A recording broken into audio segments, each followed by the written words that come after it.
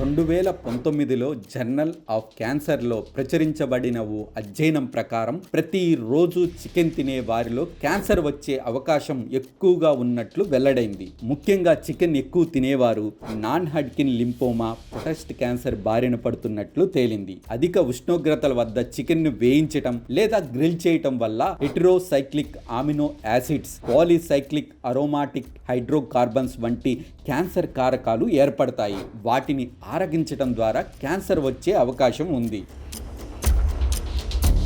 జీర్ణక్రియ సమస్యలు.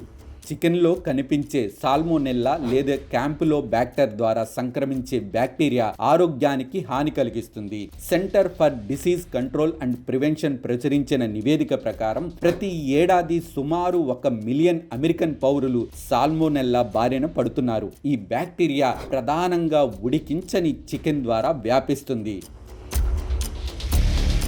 బరువు పెరగటం. చికెన్ ఉంటే 4 ముద్దలు ఎక్కువ తినొచ్చు అనుకునేవారు కాస్త జాగ్రత్తగా ఉండాలి. తిన్న తిండికి తగ్గట్టు శరీరానికి పని చెప్పకపోతే అధిక బరువుకు దారి తీయవచ్చు. నగ్గెట్స్, ఫ్రైడ్ చికెన్ వంటి ప్రాసెస్ చేసిన చికెన్ ఐటమ్స్లో అధిక మొత్తంలో సోడియం, క్యాలరీలు ఉంటాయి. ఇవి మీ శరీర బరువును పెంచే ప్రమాదం ఉంది.